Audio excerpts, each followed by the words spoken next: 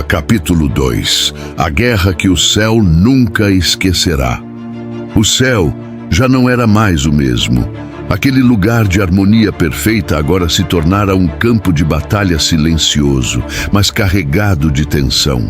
A dúvida que tomara forma na mente de Lúcifer agora era um grito mudo nos corações dos anjos que o seguiam. A batalha estava prestes a começar. Lúcifer, com seus seguidores, não se contentava mais com palavras. Eles queriam ação. E, sem hesitar, levantaram-se contra a ordem celestial.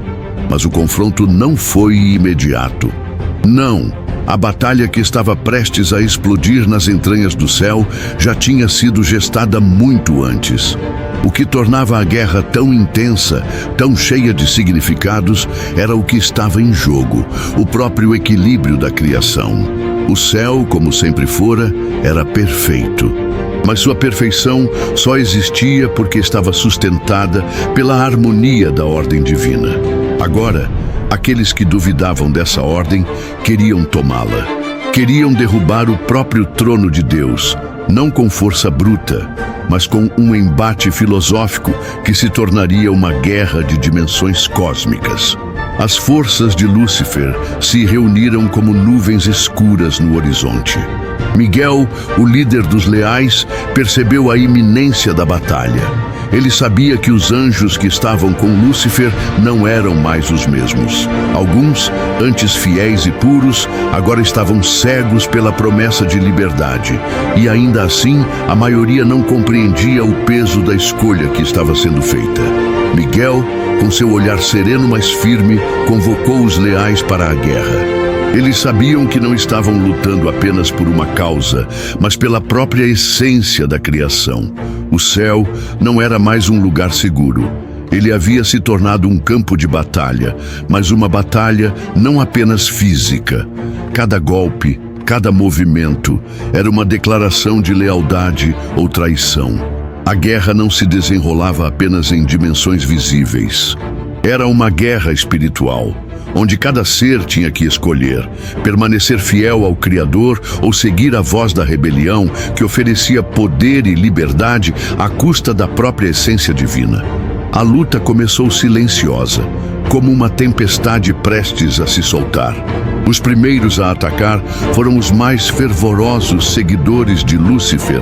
Com fúria em seus corações e com uma vontade de poder que queimava como fogo, eles partiram em direção ao exército de Miguel. E o combate que se seguiu não foi como qualquer outra guerra. Não houve terra, não houve sangue. Havia luz e escuridão se chocando, como ondas colidindo. Cada golpe era uma colisão entre ideais opostos. Para os leais, a batalha era uma defesa da verdade, da harmonia, do amor que os havia criado. Para os rebeldes, a batalha era uma luta pela liberdade e pela ascensão. Miguel, com sua espada reluzente, desferia golpes com precisão. Cada movimento era uma defesa do céu que amava. Mas Lúcifer, em sua formosura com seus olhos ardentes, se mantinha no centro da batalha, não com violência, mas com uma força calma, como quem já sabia que no final a guerra seria dele. O céu era o campo de batalha, mas os corações dos anjos eram os campos de minação, onde a verdadeira batalha se travava. Quando Lúcifer deu o passo final, a criação tremeu. Não foi um grito de guerra que ecoou nos céus. Não foi uma explosão de violência ou de sangue. Foi algo ainda mais profundo. Foi o silêncio de um espírito que se rompia, um rasgo no próprio tecido do céu, que abalou os fundamentos da ordem universal. A batalha que se desenrolava nas alturas não era mais uma disputa de forças físicas. Ela era agora uma questão de princípios.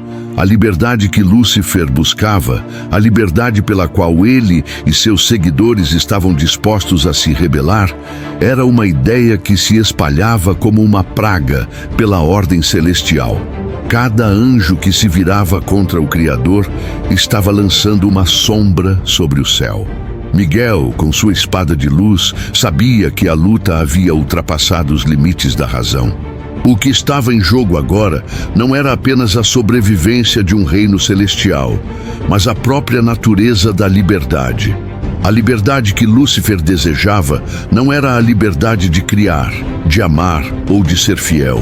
Era a liberdade de se separar da ordem divina, de desafiar o Criador e, com isso, de destruir a perfeição da criação. Mas o céu não podia permitir que essa ideia se espalhasse. A harmonia do universo dependia de que a ordem se mantivesse intacta. E então, em um momento que parecia suspenso no tempo, Miguel avançou.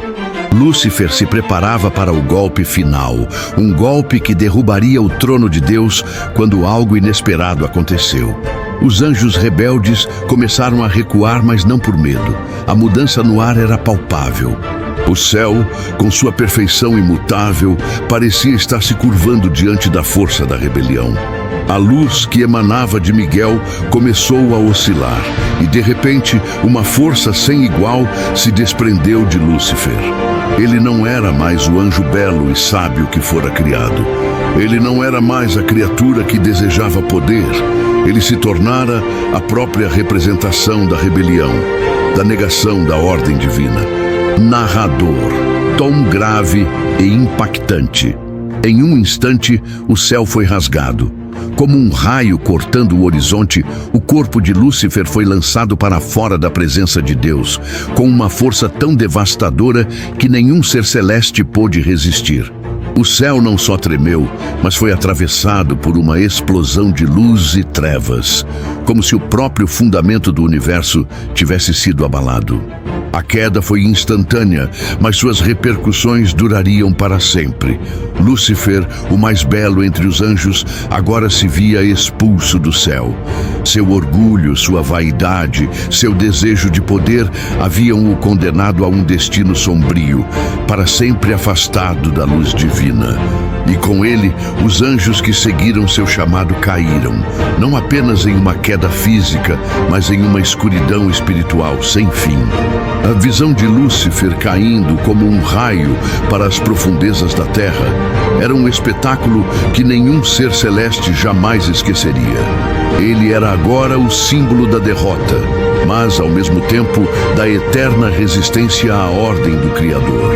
Se você gosta desse tipo de conteúdo, então inscreva-se, curta e deixe o seu comentário. Essa história continua no próximo capítulo. Até a próxima e muito obrigado a todos.